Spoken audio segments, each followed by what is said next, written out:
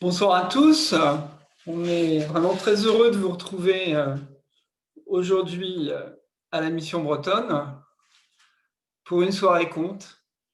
Voilà, ça va être la dernière de l'année. Je vais laisser la parole à Alain Bénédictus qui anime l'atelier conte de la Mission pour vous présenter le déroulé de cette soirée et les différents conteurs qui y interviendront.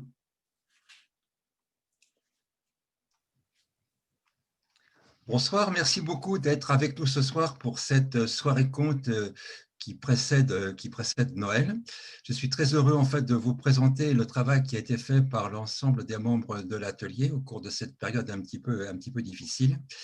Alors tout d'abord, nous allons commencer par des contes légers, par des contes joyeux, par des contes qui sont des contes non pas amusants, mais des contes un petit peu, enfin, assez subtil. Et puis nous passerons ensuite à un conte traditionnel et nous terminerons par des contes de mise nue, les contes des mois noirs, les contes de la nuit, les contes à faire peur. Mais je ne vous en dis pas plus et je laisse tout d'abord la parole à Hélène Lebotte. Bonsoir à tous. Alors moi, j'ai envie de vous emmener à Camors. D'ailleurs, l'image derrière moi y a été prise. Donc certains d'entre vous, je vous y ai déjà emmené et je vous avais fait rencontrer un loup. C'était l'hiver et le loup était affamé. Il ne trouvait pas de nourriture. Et là, on revoit ce même loup. Mais c'est le printemps. Il y a des oiseaux qui chantent, des papillons, et il est face à un champ en friche. Alors ce champ, tout de suite, il a vu le potentiel du champ. Il avait faim. Il était même en train de saliver. Il était tout à sa rêverie quand est arrivé Renard. Renard, lui, il lit en loup comme dans un livre ouvert. Alors il s'approche. Bonjour l'ami, je te vois avec ce chant. Tu sais, nous deux, avec ta force, ma ruse, on va pouvoir faire de ce champ le plus beau et le plus empli champ de nourriture de tous les environs. Ça te dit? Oui. Alors, les deux, ils se mettent au travail. Ils charruent le champ. Ils en font un magnifique champ. Et à ce moment-là, Renard reprend la parole. Mais pour que le partage soit équitable, il faudrait que nous commencions par choisir qui de nous deux prendra ce qui se trouve sur la terre et qui prendra ce qui se trouve sous la terre. Alors le loup n'a pas trop bien compris la question. Jamais posé des questions pareilles. Alors, je vais prendre ce qui est visible. Alors tous les deux, ils font des trous dans le sol. Ils font plein de trous espacés. Puis une deuxième rangée de trous. Une troisième, une quatrième, une cinquième, et ainsi de suite. Et dans les trous, ils mettent des pommes de terre. Ils recouvrent le tout de terre et ils attendent. Et loup surtout, il travaille. De ces petits tas, il va en faire des buts. Et puis, il va guetter. Les mauvaises herbes, il va les enlever une à une. Il va arroser toutes ces pommes de terre. Et puis surtout, il va les guetter. La nuit, il dort à côté. Il les regarde pousser. Il voit les feuilles. Il voit les fleurs. Il salive de plus en plus. Et là, c'est le moment où Renard arrive. Il faut récolter. Alors, loup, il récolte toutes les feuilles. Il est super content. Il récolte pour l'hiver. Il va enfin pouvoir manger à sa faim. Alors, il y en a tellement qu'il construit même une cabane. Il met tout ça dans sa cabane et tout fatigué qu'il était à la fin de la journée, il s'endort. Il s'endort et il fait des rêves. Oh, je ne vais pas vous les décrire, mais ils étaient beaux. Il ouvre les yeux. Ses rêves sont tombés à néant. Face à lui, il n'y avait plus que des feuilles toutes jaunies, un tas tout décomposé. Alors il a compris. Il a compris que l'hiver pour lui allait être encore très difficile. Il est allé voir Renard. Il lui a demandé un petit peu de sa nourriture. Et Renard lui a rien donné. Bah oui, il avait pris ce qui était dessus et Renard ce qui était dessous. C'était équitable. Alors, tout l'hiver, il a mendié sa nourriture. Et au printemps suivant, il s'est retrouvé face à ce même champ. Il a encore commencé à rêver. Et il s'est dit qu'il allait se manger cette année. Alors, il est allé voir Renard. Renard, tu sais, on pourrait faire comme l'année dernière, on pourrait essayer d'en faire le plus beau champ des environs. Et cette année, tu sais, je peux te laisser ce qui est visible. T'es d'accord? On fait ça. Alors, tous les deux, ils vont à nouveau travailler la terre. Et puis ils sèment du blé. Ils font un super champ de blé. Le blé va pousser, le blé va verdir, le blé va jaunir. Et c'est le temps de la récolte. Alors, Renard prend les épis de blé, il prend le grain, et c'est au tour de Loup. Loup, il salive déjà. Je vais trouver des choses magnifiques sous la terre. Alors il se met au travail. Et là, il n'y a que des racines. Il ne mange pas de racines. Il a essayé un autre endroit, que des racines. Alors il est allé voir Renard. Là, il avait envie de hurler. Il n'en pouvait plus. Il fallait qu'il aille voir Renard. Alors, il allait le voir. Renard, est-ce que tu pourrais partager la récolte, s'il te plaît? Renard a refusé. Le partage avait été équitable. Chacun avait pris une partie de la récolte. Renard, si c'est comme ça, je te propose un concours. Celui qui chantera, qui hurlera le plus fort, pourra dévorer l'autre. Renard, il n'a pas pu refuser. Alors, Loup s'est mis en place. Il était sûr de sa puissance. Il s'est concentré et il a hurlé. Il a hurlé, il a chanté tellement fort qu'il s'est assourdi lui-même. Il avait fermé les yeux tellement fort qu'il n'a pas vu Renard s'enfuir. Renard qui avait laissé derrière lui un papier. Alors, Loup a ouvert les yeux. Sur le petit papier, il était noté « Ticket pour un cours de chant à la mission bretonne ». Alors, si d'aventure vous croisez un loup à la mission bretonne, que ce soit sur Zoom, en atelier ou dans les divers événements qui vont arriver quand on pourra les faire à la mission bretonne, vous ne pourrez pas dire que je ne vous aurais pas prévenu. Merci Hélène, c'était vraiment super. Vraiment bravo, très très bien. Et maintenant, en fait, je vais passer la parole à Régis qui va vous démontrer qu'il y a aussi des hommes de l'eau, mais des hommes de l'eau vraiment très particuliers à Ouessant. C'était au temps où saint Paul, venant d'Hibernie, était venu à Ouessant.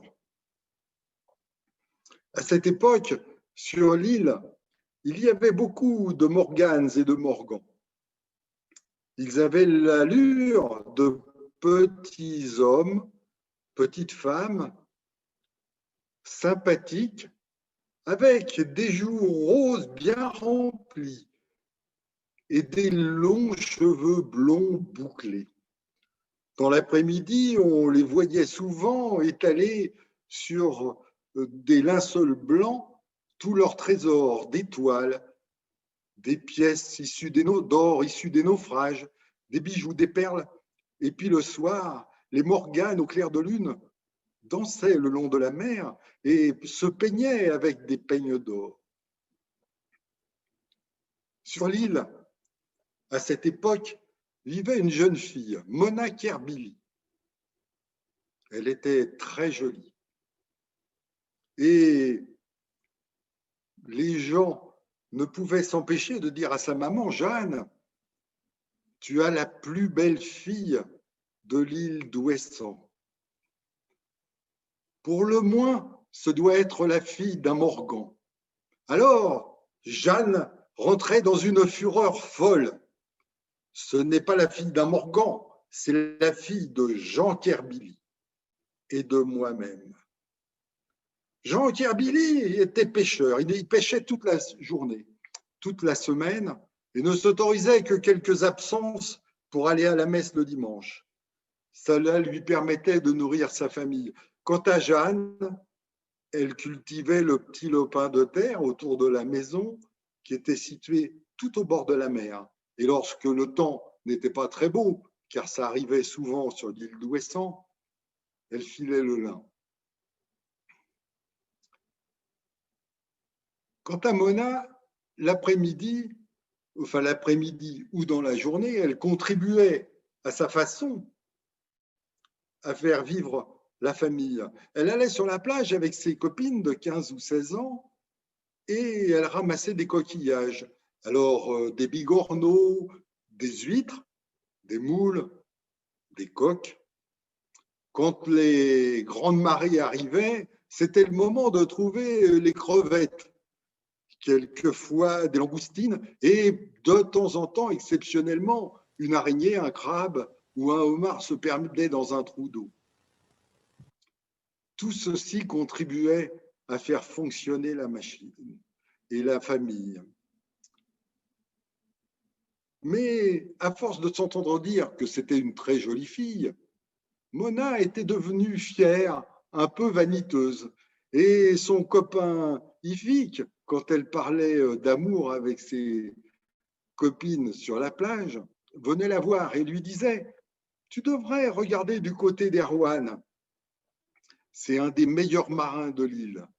Il ne se bat avec personne, il ne se querelle pas, il ne boit pas, et aucun n'est plus adroit que lui pour mener sa barque entre la vieille jument et le stif. » Mais là, Mona faisait toujours une réponse assez abrupte.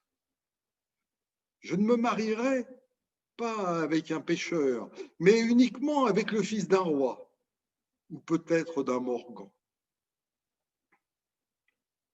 Caché derrière un rocher, le roi des Morgans avait entendu. Lui qui avait bien surveillé Mona, il la trouvait très belle, lui qui était seul. Alors, il l'a prise dans ses bras, l'a enlevée. Mona a bien essayé de se débattre, de résister, mais elle n'a rien pu faire. Le Morgan l'a emmenée dans la mer. Hélène, son amie qui la regardait, n'a pas pu non plus la secourir. Et elle est allée prévenir l'ensemble des gens de l'île. Jeanne est arrivée tout de suite au bord de la mer. Elle est rentrée dans l'eau jusqu'à la taille, tout habillée, et elle espérait, en appelant Mona, qu'elle répondrait, mais rien ne s'est passé. Mona, elle, était arrivée au palais du roi des Morgans, un palais somptueux, plus beau que tous les châteaux que nous pouvions en trouver sur terre. Et elle y était particulièrement bien traitée. Aussi, elle avait eu moins envie de retourner immédiatement sur terre et elle regardait ce qui se passait. Par ailleurs, le fils du roi était très gentil. Il lui amenait des cadeaux, il s'occupait d'elle, et petit à petit, le fils du roi et elle sont tombés amoureux. Ce dernier allait voir son père et lui a dit « Mon père, je veux épouser Mona, la fille de la terre. » Le roi, qui avait les mêmes vues pour elle, lui a répondu non. Par ailleurs, il voulait absolument que son fils épouse une Morgane. Mais le jeune homme épris de Mona lui avait dit « Dans ce cas-là, je ne me marierai pas. » Et il se laissait dépérir. Au bout d'un certain temps, le roi lui a imposé d'épouser une Morgane, une très jolie Morgane, gentille, d'une des plus grandes familles de l'île. Et la noce a été organisée, une grande noce avec beaucoup d'invités, beaucoup de cadeaux. Tout le monde se préparait à aller à l'église pour cette noce hors norme. Il y avait vraiment beaucoup d'invités. Mona aussi s'est préparée. Mais au dernier moment, le roi lui a intimé l'ordre de rester préparer le dîner à la cuisine. Elle a donc vu la noce partir en cortège vers l'église, cette église où il y avait des évêques, bien qu'ils ne soient pas chrétiens. D'ailleurs, Goulven Penduf, un marin de Ouessant, on avait vu beaucoup, lui, qui avait parcouru toutes les mers, des évêques de ces églises. Donc la noce est partie. Et Mona s'est retrouvée au milieu de la cuisine, sur un tabouret, entourée de très belles casseroles, de très belles jarres, de pots, de broches, mais avec aucune nourriture. Et elle craignait le pire. Elle avait entendu dire que si elle ne faisait pas à manger, elle serait tuée. Mais que pouvait-elle faire? Elle n'avait rien. Pendant ce temps-là, le cortège avançait, mais le fils du roi appela son père et lui a dit « Écoutez, j'ai oublié la bague pour mon épouse. Je vais retourner la chercher. » « Mais non, dit le roi, on va la faire chercher. » « Mais non, je ne crois pas, parce que je l'ai cachée pour être sûr de la retrouver. Personne ne sera capable d'aller la chercher. » Donc, il est parti, refusant toute aide. La bague, il l'a retrouvée très vite, il savait où il l'avait mise, et il est allé voir Mona à la cuisine. « Ne t'inquiète pas, Mona, je vais t'aider. » Alors, il s'est approché du feu et il lui a dit « Bon feu, allume-toi. » Aussitôt, les bûches se sont mises à crépiter, à rougir. Et après, il a touché à un les casseroles, une à une, les casseroles, les marmites. Sur l'une, il disait « Je veux de la chair de saumon. » Sur l'autre, « Je voudrais des soles avec des huîtres. » Sur les broches qui tournaient au-dessus de la cheminée, il voulait des canards dodus qui, en grillant, laissaient une bonne odeur, un fumet extraordinaire dans la cuisine. Et puis il s'est précipité vers les jarres, vers les pots, et il a dit « Je veux les vins et les liqueurs les plus doux que l'on puisse trouver. » Et tout se remplissait. Les canards tournaient autour des broches. Tous les plats mijotaient dans les marmites. Et au milieu de la table, il y avait une grande place. Il a dit ici, je veux que soit faite la plus grande pièce montée possible, qui irait presque jusqu'au plafond. Et ainsi fut fait. Lui, il est retourné à la noce, il a été marié, et avec tous les invités, ils sont revenus. Là, après un bon dîner, le roi était allé voir Mona et s'était étonné de ce qu'elle avait réussi à faire. Mais il lui a dit « Je ne te tiens pas quitte pour longtemps. » Quant aux invités, donc, Ils ont bu, mangé, chanté, dansé, et ça a duré toute la nuit. Vers minuit, les mariés se sont retirés dans la chambre nuptiale. Le roi a donné un cierge à Mona et lui a dit, tu vas aller avec mon fils et son épouse et tu tiendras cette chandelle. Lorsque le cierge sera consumé, tu me le diras. Mona dut se résoudre, elle accompagna le fils du roi et son épouse. Et derrière la porte, le roi posait régulièrement la question, le cierge est-il consumé? Et Mona répondait non. Quand le cierge a été pratiquement consumé, le fils du roi a proposé à son épouse de le prendre et il a demandé à Mona d'allumer le feu dans la cheminée parce qu'il commençait à faire frais.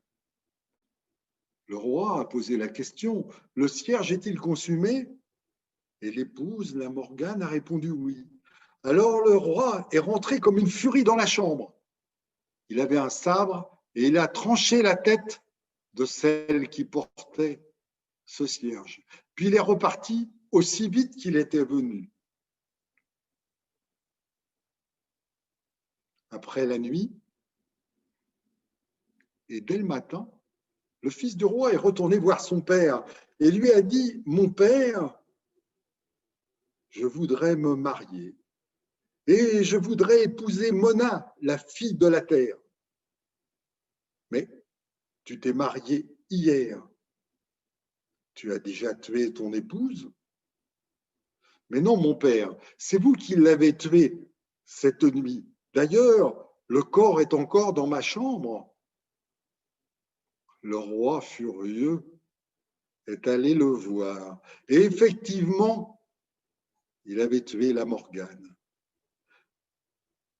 Après ça, il a réfléchi 2 ou 3 jours. Il a bien compris qu'il ne pourrait pas s'opposer à son fils. Et il a donc accepté qu'il épouse Mona, la fille de la terre. Alors un grand mariage a été organisé, un nouveau mariage, et tout s'est bien passé. Mona était heureuse, elle était soignée par son mari qui lui amenait les poissons les plus frais, fins, qui lui amenait des cristaux, des coquillages, des perles trouvées dans la mer pour qu'elle se pare, et elle vivait très heureuse. Mais le temps passant, elle a de plus en plus pensé à ses parents. Qu'étaient-ils devenus? Où étaient-ils? Que se passait-il? Elle en a parlé à son mari et elle lui a expliqué qu'elle voudrait vraiment retourner les voir. Au début, son époux ne lui a pas donné satisfaction, mais il la voyait dépérir petit à petit. Alors, un jour, il lui a dit, « Écoute, souris-moi et je t'emmènerai. » Elle lui a souri et aussitôt dit, ils sont partis. Le fils du roi, qui avait des pouvoirs magiques, c'est certain, a dit, « Pontraille, élève-toi. » Et un pont est parti du palais jusqu'à la terre. Un pont de cristal, ça brillait magnifique. Mona s'est l'a vite emprunté, le fils du roi l'a suivi, et le vieux roi a bien senti qu'il se passait quelque chose d'extraordinaire. Alors il a voulu suivre son fils et Mona. Il leur a demandé, ils étaient d'accord. Arrivé sur terre, Mona a sauté sur la plage. Puis son époux. Il s'est alors retourné, il a jeté un dernier regard vers son père, qui lui arrivait péniblement, et il a dit, « Pontraille, abaisse-toi !»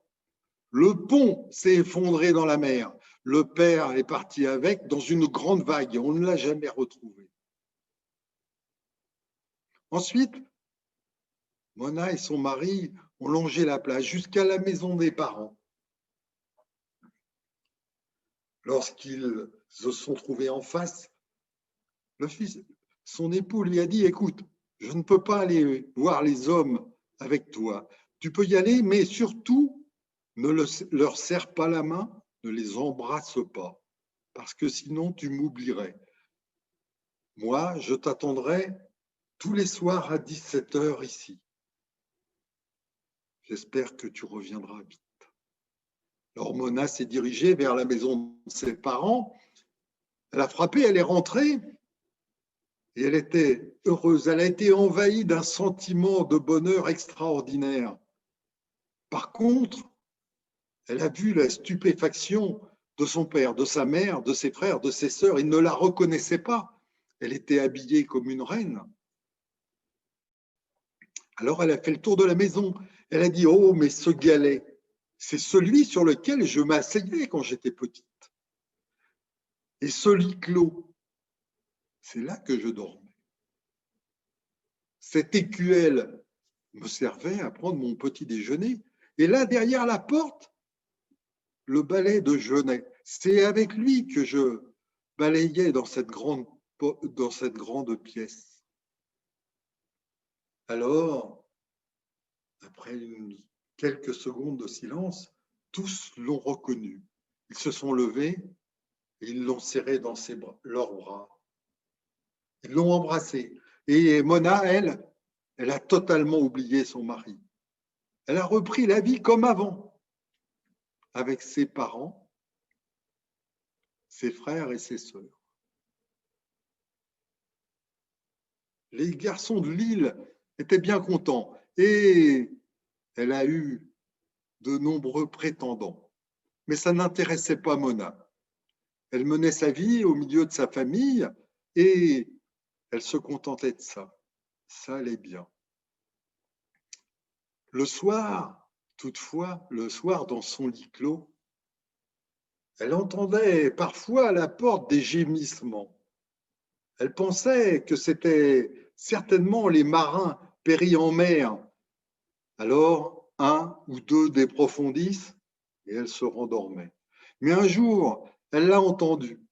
Elle l'a entendu, son époux le Morgan, qui lui disait, Mona, tu m'as oublié, mais je suis là, je t'attends au bord de la plage. Alors elle s'est habillée, elle est sortie et elle a retrouvé son époux qui l'attendait, triste de ne pas la voir revenir, mais tellement heureux de l'apercevoir enfin. Alors elle s'est jetée dans ses bras. Ils se sont retrouvés, ils se sont retournés et sont partis vers la mer. On ne les a jamais revus. Merci. Merci Régis pour cette belle histoire. Alors maintenant, vous allez entendre parler par Flora d'une ville qui est entourée d'eau et qui est dans la baie de Douarnenez. Vous voyez de quoi je veux parler. Flora. Alors, c'est l'histoire d'un roi, c'est l'histoire de la mer et c'est l'histoire de sa fille. C'est l'histoire du roi Gradelon, le roi de Cornouailles, qui était à la tête d'une grande flotte il y a longtemps. Et il aimait aller piller de temps en temps ses voisins au nord pour ramasser quelques richesses. Un jour, ses soldats lui disent « Mon roi, nous voulons rentrer en Cornouailles. Cela fait trop longtemps que nous n'avons pas eu notre famille, nous voulons rentrer. » Et il savait en plus que l'hiver d'avant, nombre d'entre eux étaient morts de faim puisque la richesse n'apporte pas toujours la nourriture. Alors, ces soldats partent, ces soldats rentrent en Cornouailles en bateau, et alors le roi Gradelon se retrouve seul dans une immense plaine, à côté d'un château fort dont il pensait la victoire acquise. Et alors, il ne se sent plus seul. Il sent une présence. Et il voit une grande femme rousse avec une grande cuirasse blanche qui s'approche de lui et qui lui dit « Roi Gradelon, je sais que tu es bon combattant, je sais que tu es courageux. Je te propose un marché. » Et elle lui propose de tuer son mari. Et en échange, elle viendrait avec lui en Cornouailles. Alors le roi Gralon, il commence à l'aimer déjà, donc il est d'accord, il va au nord, il tue le mari de la reine Malvène et ils repartent. Mais comment repartir? Il n'y a plus de bateau. Alors ils repartent sur le cheval de la reine Malvène, le cheval Morvar, cheval de la mer, dont le pelage est noir, qui ne reflète pas du tout les étoiles et qui a des naseaux qui peuvent cracher le feu. Un cheval exceptionnel. Alors il rentre en Cornouailles, le cheval quand il galope, il crée des vagues. Et ces vagues augmentent, jusqu'à causer un raz-de-marée. Et le roi Gralon et la reine Malvène, qui arrivent et qui rattrapent la flotte, qui rentre en Cornouailles, voient la flotte décimée par les vagues. Nombre de marins périssent ce soir-là. Le roi Gralon décide alors de rester 1 an sur la mer, avec la reine Malvène qui tombe bientôt enceinte. Elle accouche d'une fille, la princesse Dahu, mais elle meurt rapidement. Alors le roi est triste et il ramène la princesse Dahu en Cornouailles. Et celle-ci grandit et elle a de beaux cheveux blancs. Elle grandit et elle demande à son père « Ah, mon père, pourrais-tu me construire une ville? Et tu sais, comme j'aime la mer, tu pourrais la construire dans la mer. » Et le roi, qui aime sa fille, lui dit « D'accord, ma fille, je te construirai une ville. » Alors il fait appel aux meilleurs ouvriers de Cornouailles et d'ailleurs. Et ils construisent une grande ville sur la mer, entourée de hautes murailles avec des maisons blanches déjà toutes prêtes à l'intérieur. Et donc la mer qui arrive au haut des murailles et une porte. Toutes les villes ont une porte. Eh bien, la ville d'Is, la nouvelle capitale de Cornouailles, elle en a eu aussi. Et sur cette porte, il y a une serrure. Et la clé de cette serrure, c'est le roi Gralon qui la détient autour de son cou, sur une chaîne. Alors, la ville d'Ils se développe. Elle devient une ville de fête, une ville où on s'amuse. Il y a de la musique toute la journée et des festins jusqu'à pas d'heure. Et la princesse Dahu commence aussi à grandir. Et tous les soirs, elle va sur la muraille et elle peigne ses longs cheveux blonds. Les marins la regardent un peu surpris. Et elle chante et elle parle à l'océan. Elle lui dit « Océan, bel océan, roule-moi sur le sable, je suis ta fiancée. Océan, océan, toi qui peux casser des navires et tuer les hommes, tu pourrais m'apporter leurs richesses, leurs navires dans cette ville d'Is. » Et elle lui dit aussi, au fur et à mesure qu'elle grandit, « Océan, océan, rapporte-moi des marins, des beaux marins. » Et elle lui promet qu'elle lui rendra au fur et à mesure. Alors, la ville d'Is se développe, la princesse Dahu commence à avoir des fiancés, 1 par jour. Ils passent la journée ensemble et le soir, elle leur met un masque noir sur le visage et ils passent la nuit ensemble et le matin, quand l'alouette chante, le masque se resserre et il meurt. Et un cavalier très fidèle à la princesse récupère les cadavres et les rend à la mer tous les jours. Mais un jour de printemps, le soleil brille, la vie est belle et un nouveau cavalier arrive à Is. Il porte du rouge, il a de longues mains fines et il a de longs ongles recourbés, un peu pointus. Alors Dahu le trouve très à son goût, elle lui sourit. Il est indifférent. Alors elle continue à lui sourire, elle s'obstine. Et c'est un beau jour, il accepte enfin de venir auprès d'elle. Alors il la rejoint, il lui caresse ses cheveux, et ses ongles crissent dans ses cheveux. Et la princesse Dahu entend la mer à l'horizon et elle lui dit « Rassure-toi, rassure-toi, les murs sont très solides, la mer ne va pas les casser ce soir. » Et son beau cavalier la défie. Il lui dit « Princesse, tu sais, ce soir, le roi dort, tu pourrais peut-être récupérer la clé qu'il a autour du cou. » Alors au départ, la princesse Dahu, elle refuse. Elle dit « Non, mais de quel besoin aurais-je une clé? C'est la capitale, la ville de mon père, Is. » Et puis finalement, elle ne veut pas paraître faible, elle ne veut pas paraître comme une poule mouillée, donc elle se lance. Elle dort, la chambre de son père n'est pas très loin. Elle longe le couloir, elle rentre dans sa chambre. Et il dort. Il a l'air un peu fatigué, un peu las. Elle voit une grande fenêtre au fond avec la mer et Is.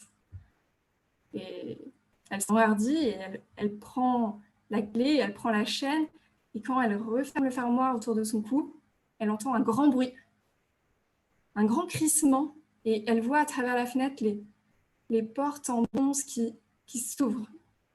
Et elle entend la mère. Elle regarde à son cou et il n'y a plus de clé sur la chaîne. Alors, elle comprend que la fin est proche. Elle agrippe le poignet de son père qui vient de se réveiller. Et il court, il descend l'escalier.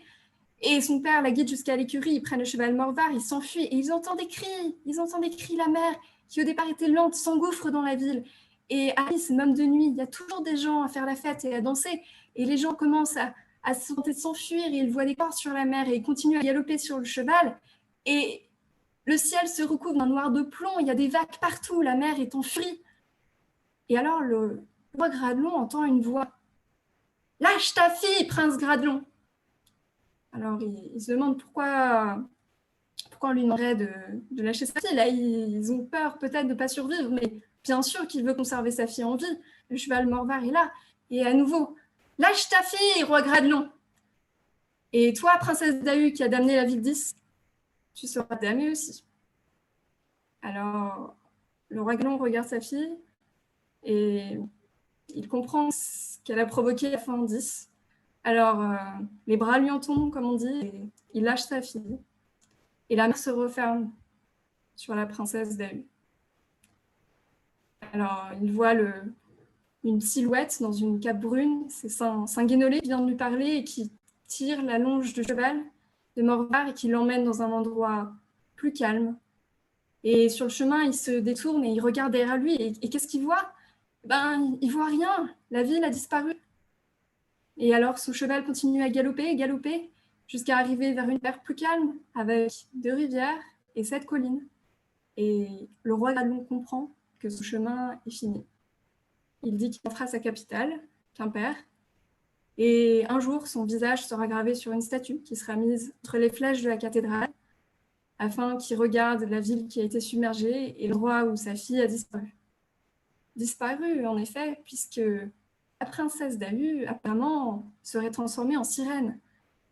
Et d'après certains, on peut la voir se peigner ses longs cheveux blonds les soirs de pleine lune, et également entendre les cloches de la ville d'Is. Elle a rejoint l'océan qu'elle aimait tant.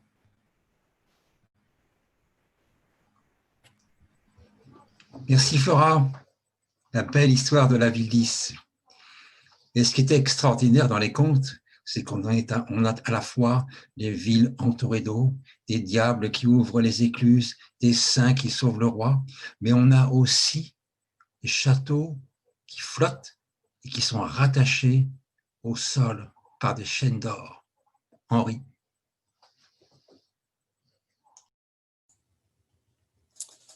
Il y a longtemps de cela, il y avait une cabane au bord de la côte, sur une plage. Dans cette cabane vivait un pêcheur et sa femme et ses enfants. C'était un homme déjà âgé, sa femme ne tarda pas à disparaître. Il se retrouva seul pour assurer les besoins de sa famille. Il avait 3 filles et il avait un fils. Bientôt, le père a dû partir lui aussi et son fils s'est retrouvé seul pour faire vivre toute la maisonnée. Et il partait tous les jours sur la mer pour pêcher, prendre du poisson qu'il vendait sur la place du marché. Un jour, il a eu la surprise de voir 3 hommes, 3 messieurs devant sa porte, très bien mis de leur personne, et il pensait que ce devaient être des seigneurs ou des gens de haute condition.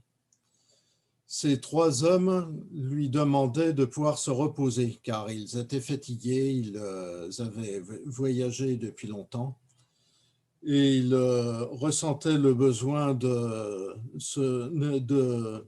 reposer leur corps pendant quelques instants. Et le pêcheur leur a accordé très volontiers cette faveur.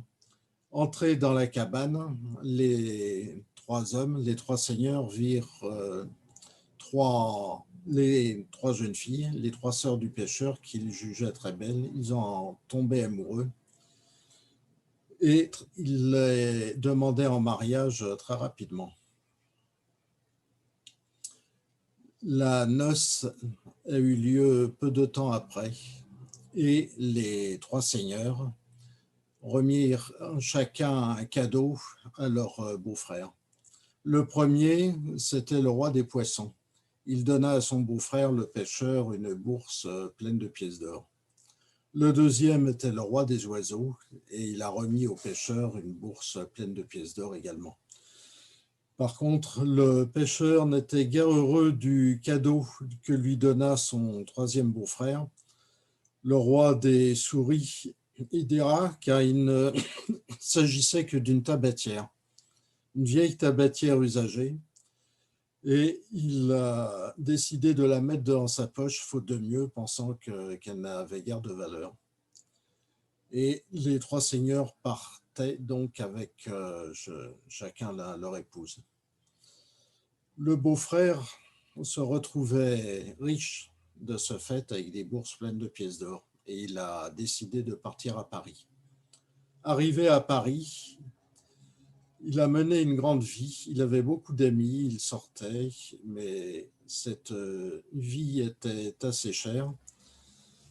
Rapidement, ses ressources se sont épuisées, il fut mis à la porte de son logement et ne sachant quoi faire, ses amis lui ayant tourné le dos, il a décidé de retourner chez lui en Bretagne, dans son village d'origine, se rappelant qu'il avait une cabane au bord de la mer. Arrivé dans sa cabane, rentré dans son village, il a vu que son bateau, qui lui permettait de gagner sa vie, était emporté par le vent. Il ne restait à la place que quelques amarres, quelques cordages qui étaient rongés. On regarde dans sa poche, il voit la vieille tabatière que lui avait donnée son troisième beau-frère. Il ouvre la tabatière pensant qu'il y avait encore du tabac dedans et il a la surprise d'entendre une voix. « Maître, qu'il y a-t-il pour ton service ?» Il répond, surpris d'entendre une voix.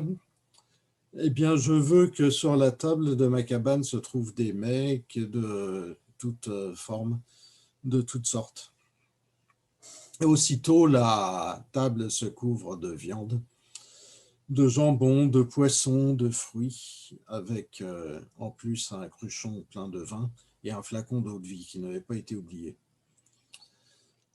Alors, il mangea de bon appétit, il ouvrit encore sa tabatière qui lui demande « Maître, qu'il y a-t-il pour ton service ?»« Eh bien, je veux que tu m'amènes dans le château, dans la chambre de la fille du roi. » Et ainsi fut fait. Il se retrouva à côté de la fille du roi, dans un lit à baldaquin de très belle forme, de grande dimension, des draps verts avec un cordage, un cordon doré. Il fut heureux de se trouver à côté de la princesse et il resta la regarder sans parler et sans vouloir l'effrayer d'aucune sorte. Et il demande à sa tabatière de le ramener chez lui. Et il fait ainsi pendant 3 jours et 3 nuits. Il se fait livrer par sa tabatière des repas et chaque soir, il se fait ramener dans la chambre de la princesse. Puis un jour, le roi du pays constate qu'il n'y a plus assez de grains, plus assez de vivres dans le royaume. Il fait crier par tout le royaume que celui qui aura sa fille en mariage sera celui qui ramènera assez de grains pour sauver le pays de la famine.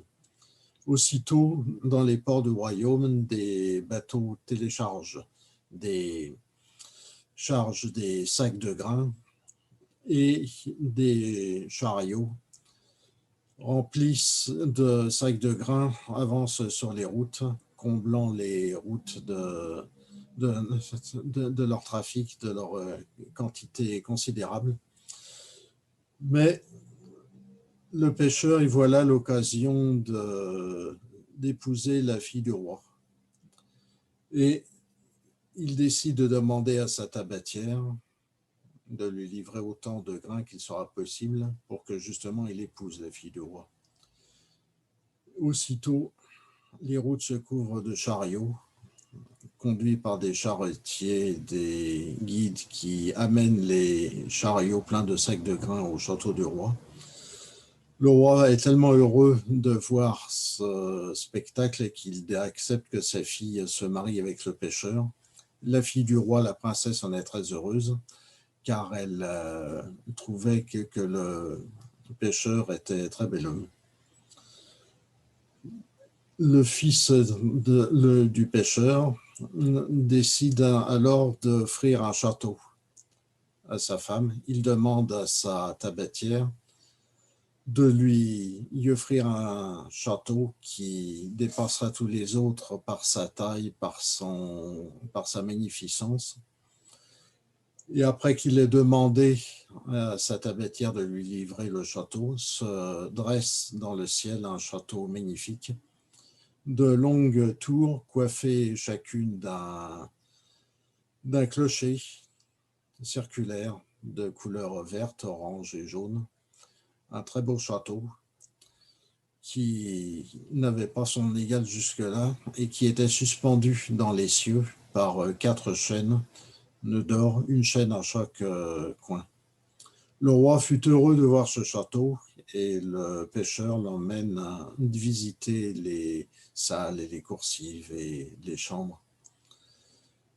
Le lendemain, le roi part avec son gendre à la chasse. Mais entre-temps, l'ancien soupirant de la princesse entre dans le château et voit la tabatière. Il l'ouvre et la tabatière lui pose la question habituelle: « Maître, qu'y a-t-il pour ton service ?»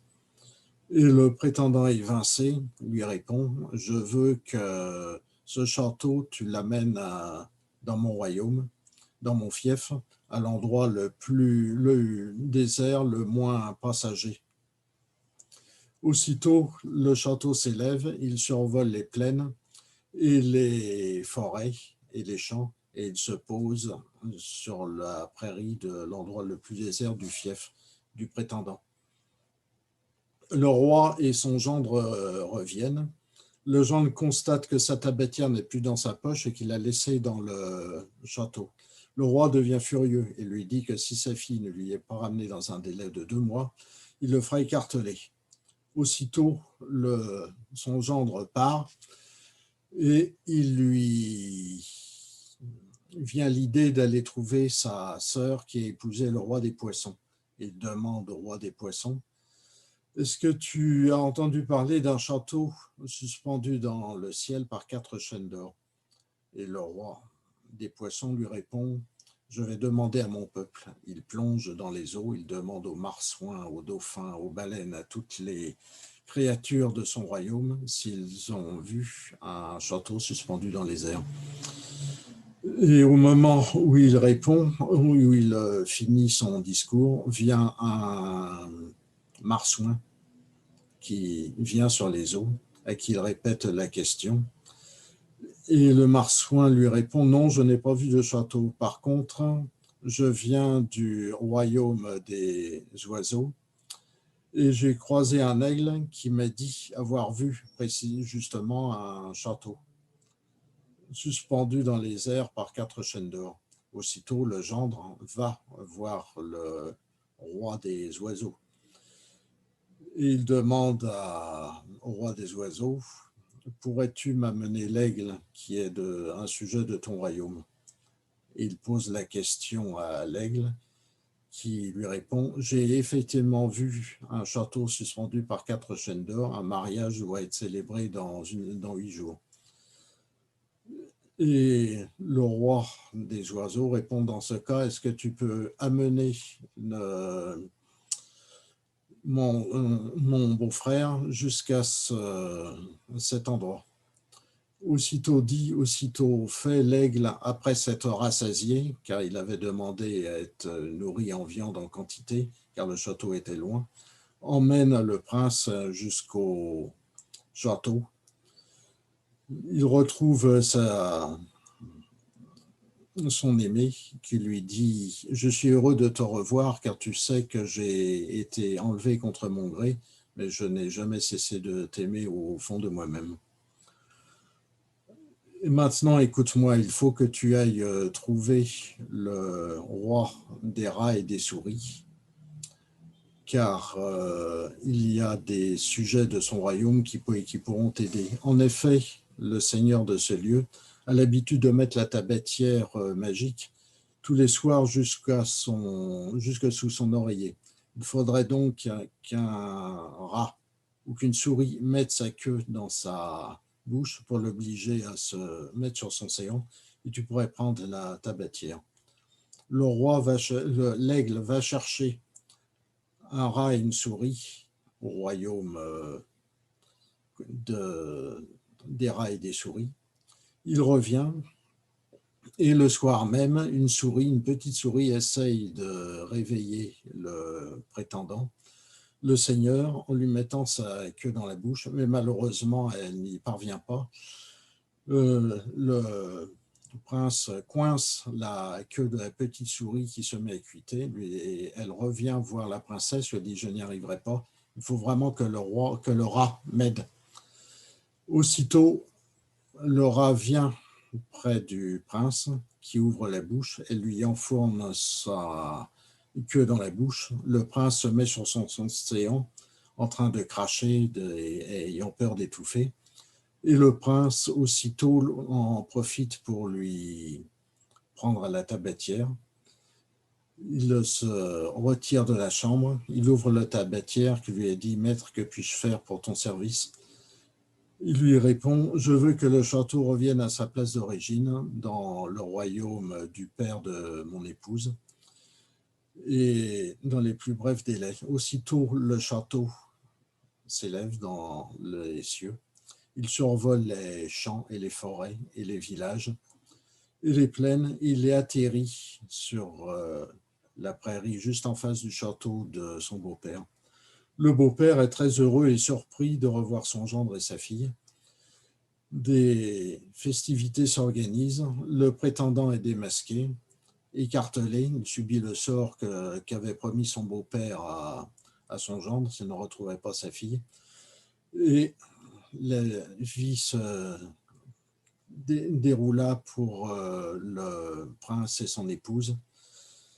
Ils furent heureux, mais le prince eut la sagesse de ne plus jamais se séparer de la tabatière, même dans les pires difficultés. Voilà. Merci Henri. Alors vous savez que nous sommes à la période de Noël. La période de Noël, c'est la période des cadeaux. Et quand on offre un cadeau, on peut offrir aussi des bijoux. Mais quelquefois, il y a des envies, notamment en Bretagne, et notamment lorsqu'il s'agit de bijoux, il y a des envies auxquelles il ne faut pas céder. Hélène. Bonsoir. Alors, je ne sais pas si c'est de l'eau de mer qui coule dans mes veines, mais en tout cas, depuis le bout des orteils jusqu'au fond du cœur, je suis bigoudaine. Et quand Alain m'a parlé du Trégor, bon, j'étais curieuse sans plus. Quand il m'a parlé de la côte de Granit Rose, alors là, j'étais un peu plus intéressée parce qu'après tout, le rose a quelque chose de paisible, de bienveillant. Et c'est vrai que en Trégor, j'ai découvert des gens vraiment très gentils, accueillants, bienveillants. En revanche, la mer n'y est pas si bienveillante que ça, avec des îlots rocheux sournois, traîtres. Il y a eu bon nombre de naufrages sur les côtes de Granit Rose. Et à Buguélès, on raconte l'histoire de ces naufrages. Un en particulier, particulièrement dramatique. La tempête avait fait rage et le vent avait soufflé toute la nuit. Et au matin, quand les villageois sont arrivés sur la grève, il y avait 10 corps rejetés par la mer, des matelots sans doute, noyés. Parmi eux, un plus grand, mieux habillé, beau, malgré la mort et malgré la mer, et qui portait à son doigt un anneau, un magnifique anneau d'or, ciselé, gravé de signes que les villageois ne savaient pas reconnaître, et qui brillait malgré le sel et malgré le sable. Alors les habitants de Buguélès, qui étaient, oui, gentils et bienveillants, ont décidé d'ensevelir les corps là où la mer les avait rejetés. Comme on ne savait pas trop s'ils étaient chrétiens, on les a mis là. Et à tout seigneur, tout honneur, au-dessus de celui qu'on a appelé le capitaine et qui portait cette fameuse bague, on a planté une croix sobre, du beau bois sombre et planté bien profondément pour que ni le vent ni la tempête ne risquent de les décrocher, de la désensabler. Alors, c'est un naufrage évidemment qu'on racontait beaucoup dans les veillées.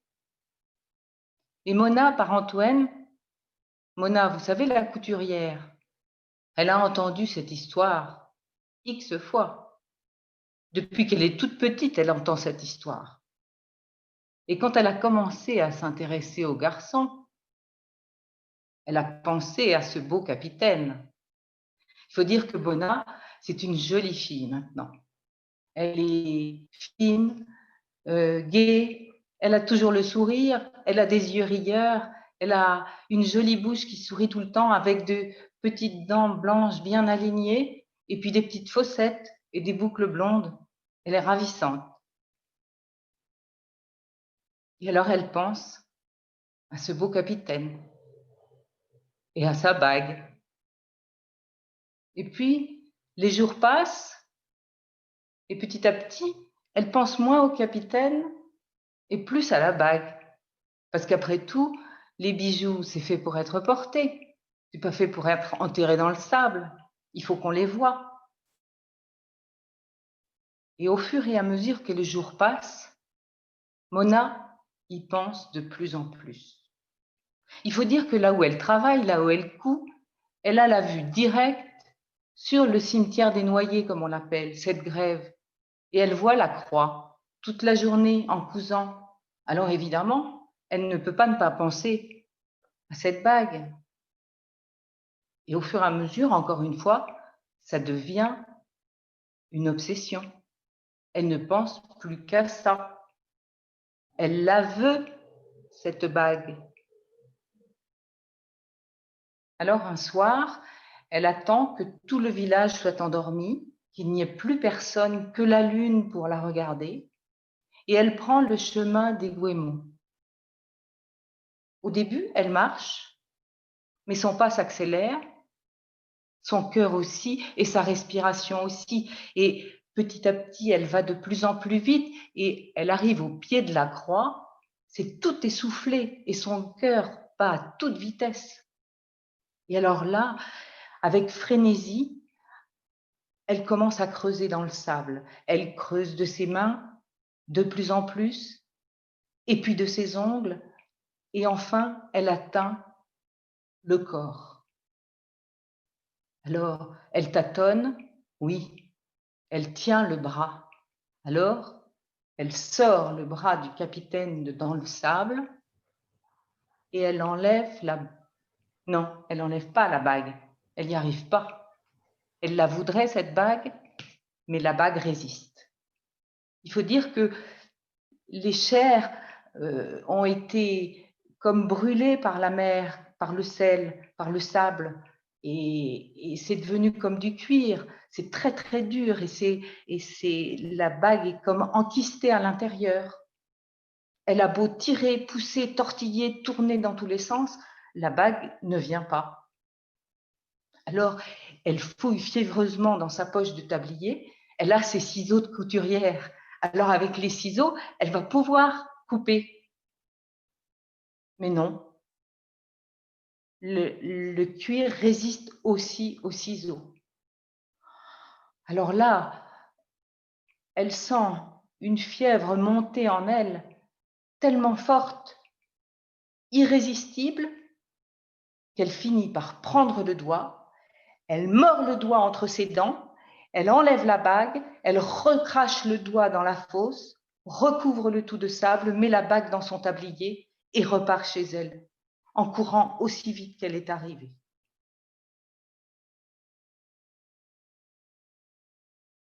Au petit matin, Mona part travailler. Elle arrive chez sa patronne qui lui trouve un petit air fatigué.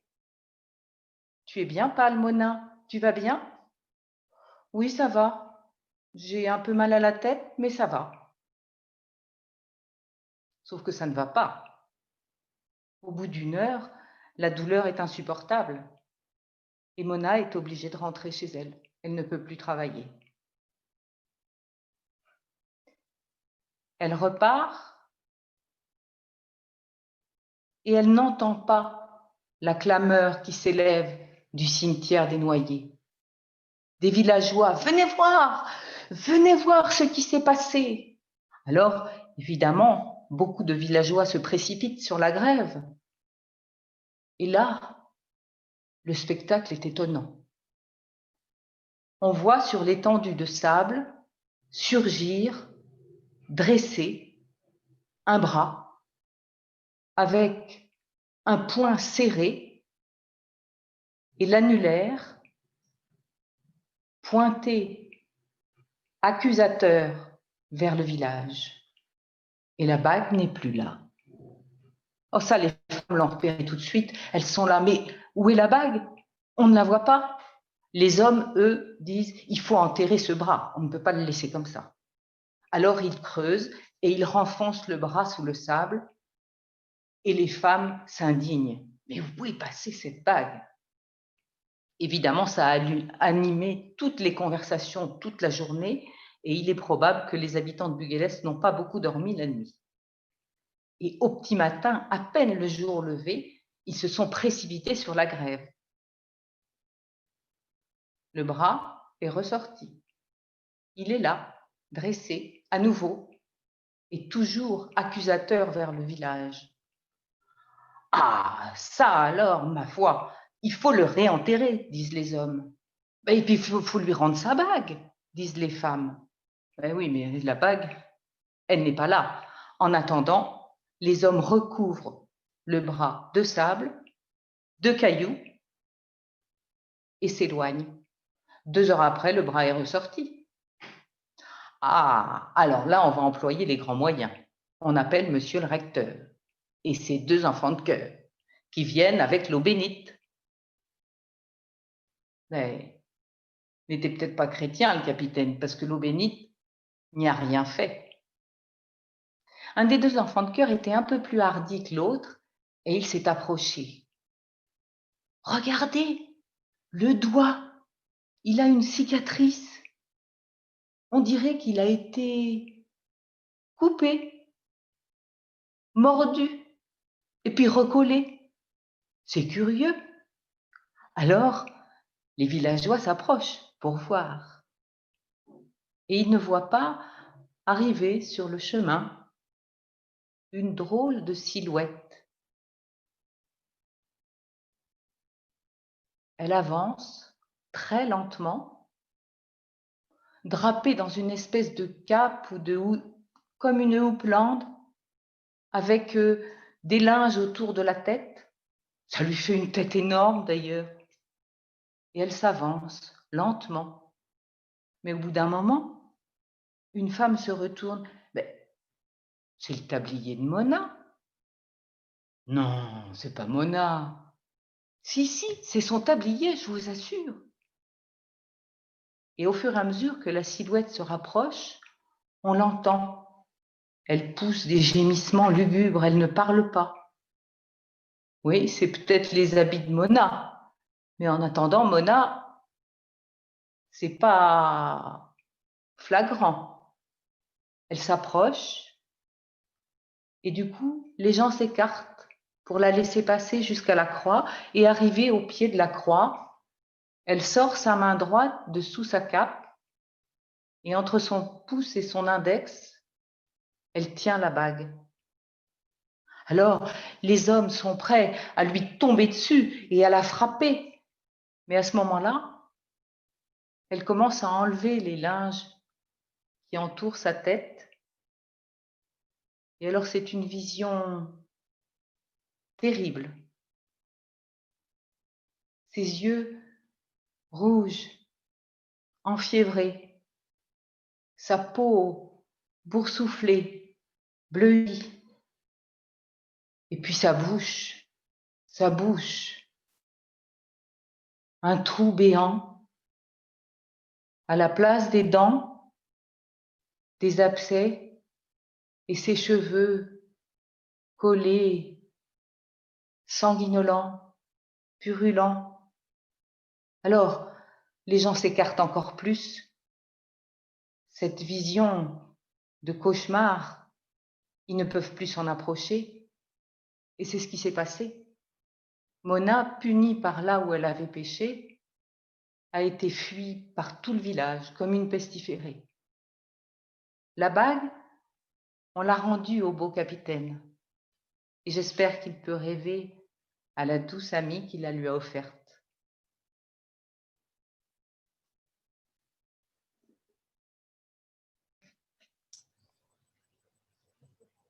Merci Hélène.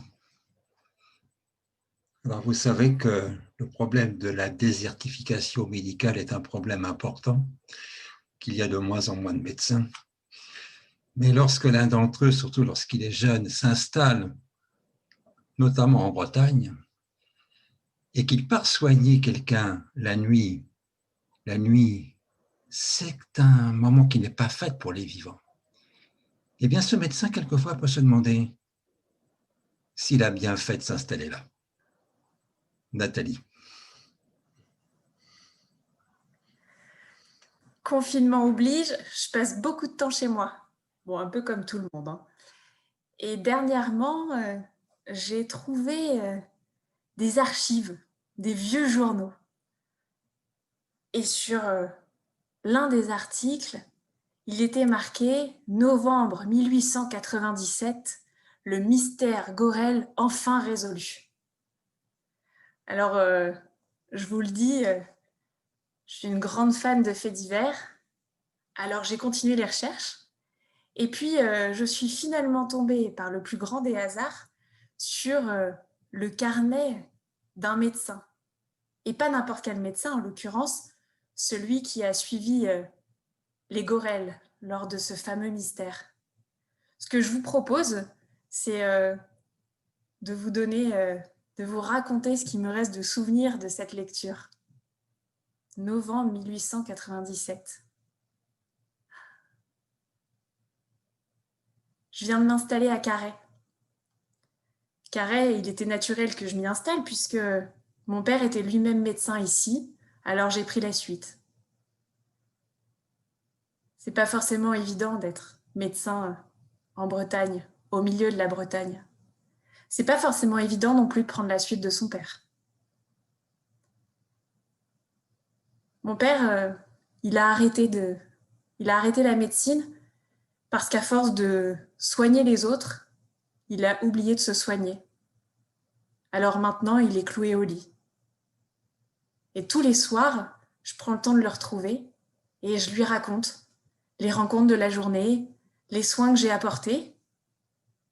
Et je le vois, il est fier de moi. Tellement fier.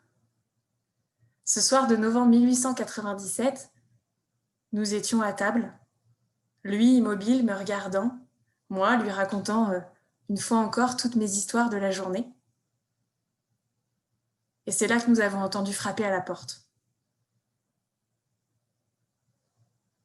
La porte s'est ouverte. Un homme inconnu, essoufflé, fatigué, terrifié. Nous hurlons dessus. Y a-t-il un médecin? Est-ce que c'est ici que je dois trouver un médecin? Je me suis levée, je l'ai rassuré. Il m'a regardé avec ses yeux emplis de terreur. C'est la mère Gorel, Lisa Gorel. Elle est en train de mourir. Les Gorel, ils sont connus par ici. Ils habitent à 20 kilomètres. J'ai tourné la tête vers mon père, qui, d'un petit signe de la tête, m'a dit « Vas-y ». J'ai couru à travers la cour, j'ai pris le cheval et je suis allée aussi vite que possible. La nuit était claire, elle était agréable pour un mois de novembre. Enfin ça, c'est ce que je me suis dit au début du chemin. Parce que les kilomètres avançant, elle est devenue de plus en plus sombre, de plus en plus lourde. J'allais toujours plus vite, avec toujours cette phrase en tête. C'est Lisa Gorel, elle est en train de mourir. Et puis, le chemin avançant, je suis arrivée à un petit carrefour. À gauche ou à droite, je savais absolument pas par où aller. Et c'est là que je l'ai entendu. Cet aboiement, ce cri, entre terreur et colère. Ce chien. Alors j'ai su que c'était à gauche qu'il fallait que j'aille. J'ai continué. Et puis finalement, je l'ai trouvé, ce chien, attaché à un arbre, toujours autant en colère, toujours autant terrifié. J'ai attaché mon cheval. Personne pour m'accueillir. Je vous cache pas que je me suis étonnée. Une femme est en train de mourir et personne pour accueillir le médecin. Je me suis rapprochée de la petite maison,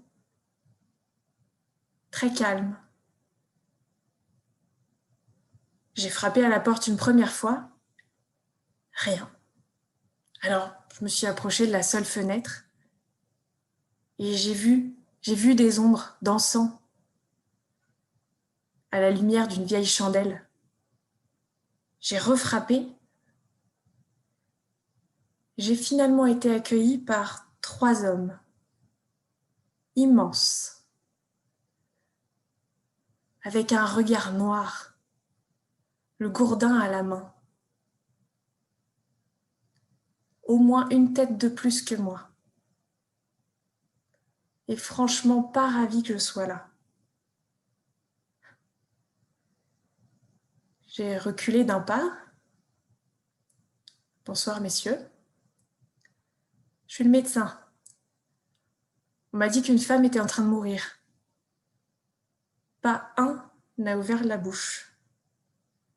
Se sont contentés de me regarder, toujours autant en colère, et moi terrifiée à l'idée de me prendre un coup. Et puis je l'ai entendu. J'ai entendu ce cri de douleur au fond de la salle.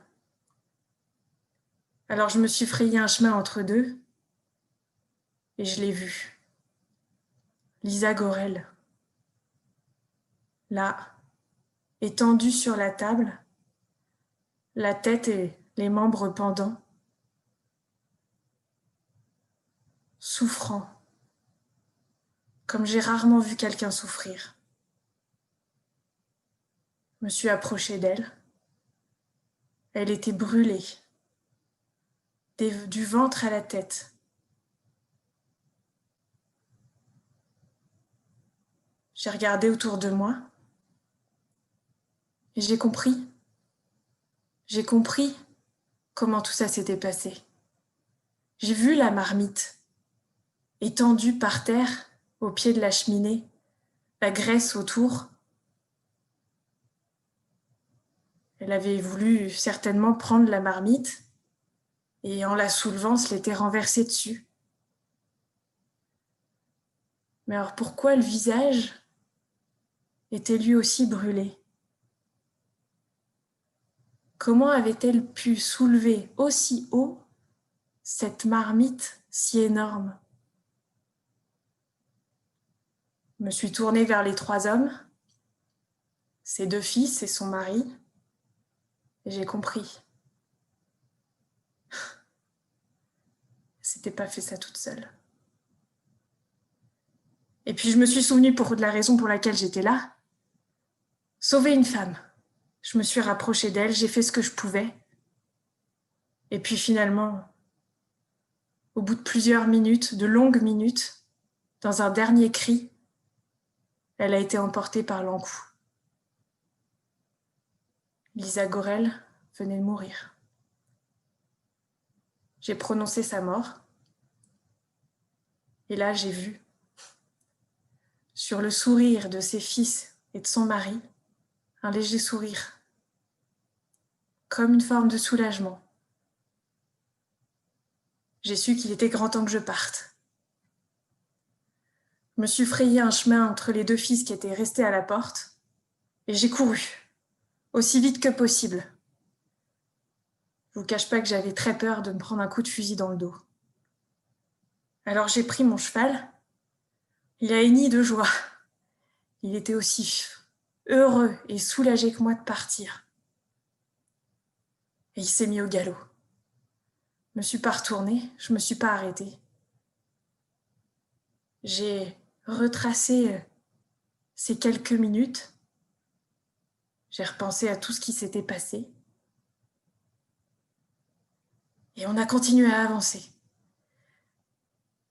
Chaque pas que faisait mon cheval me rapprochait de chez moi et je sentais une forme de soulagement m'emporter. Et puis c'est mon cheval qui m'a sorti de mes pensées. Il s'est arrêté, d'un coup, net, parcouru de frissons. Il s'est cabré. Il a fallu que je mette un pied à terre, sinon je risquais de tomber. Je l'ai retenu. Et puis j'ai suivi son regard.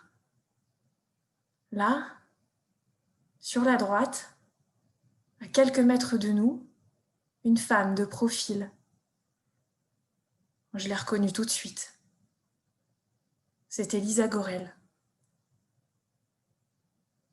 Elle était là, face à nous, avec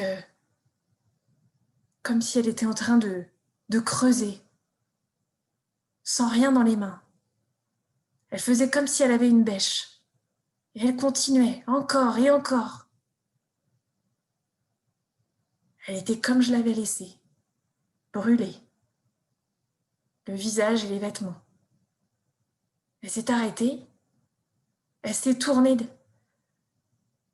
vers son ancienne maison. Et soulagée, elle a repris. Elle a recommencé à creuser, à faire semblant de creuser, encore et encore. Nous n'existions pas. C'est mon cheval, encore une fois, qui m'a sorti de ma terreur.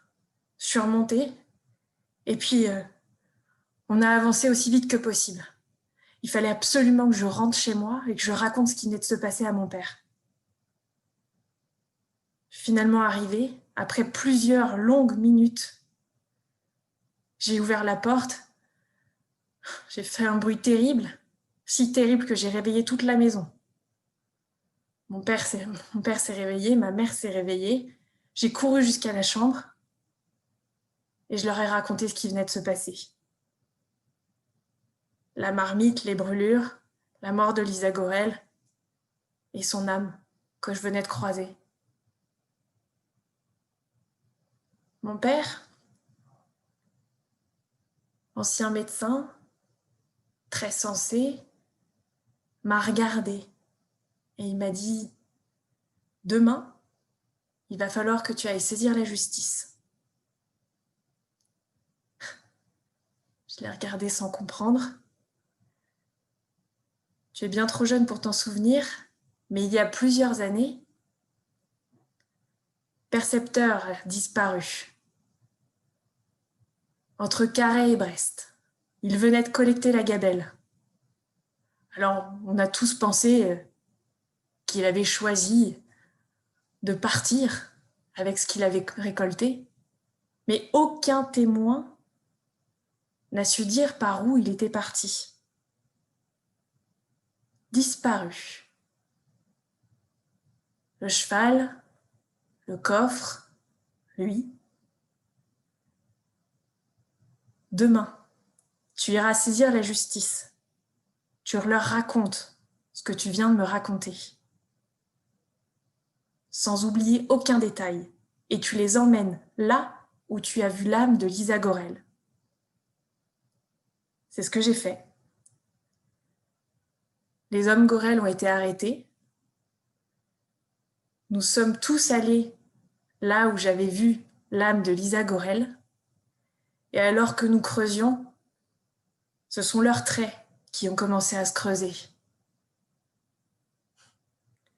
Après de longues minutes, nous avons finalement trouvé le coffre. Et en creusant encore, un poignard enfoncé dans ce qui restait d'un corps. C'est aussi ça, l'âme de la Bretagne.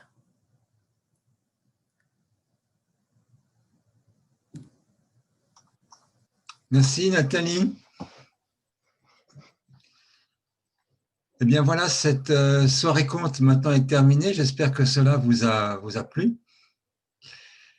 Je voudrais tout d'abord remercier la Mission bretonne de nous avoir permis d'organiser cette diffusion via Zoom.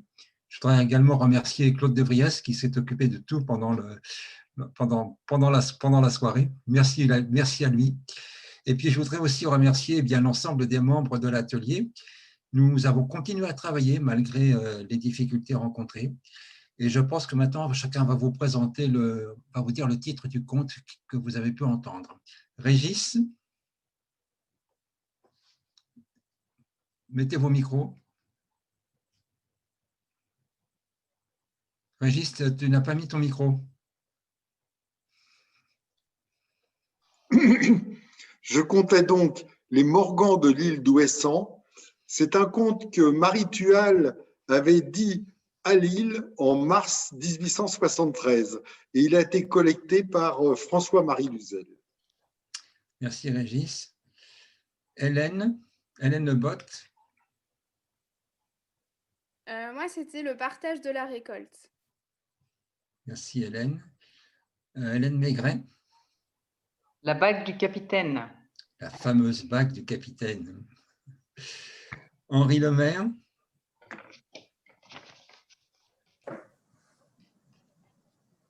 Pardon. Le château suspendu dans les nuages. C'est un conte qui a été collecté en 1880, compté en 1881 par Élie Ménard de Plévenon. Hélène Lebot, je t'ai déjà demandé. Oui. Flora. Alors, le roi Grêlon et la chute de la Vildis. Bon. Et Nathalie. Les Gorel collectés par Claude Seignol. Merci Nathalie. Voilà, j'espère que vous avez passé une bonne soirée. Merci à vous tous, merci Alain, merci d'avoir animé cette soirée. On devra se retrouver sûrement en tout début d'année pour un FESD. Voilà, d'ici là, on vous souhaite de passer un très joyeux Noël. Faites attention à vous et de bien terminer l'année. Allez, bonsoir à tous, à la prochaine. Bonne année. Bravo.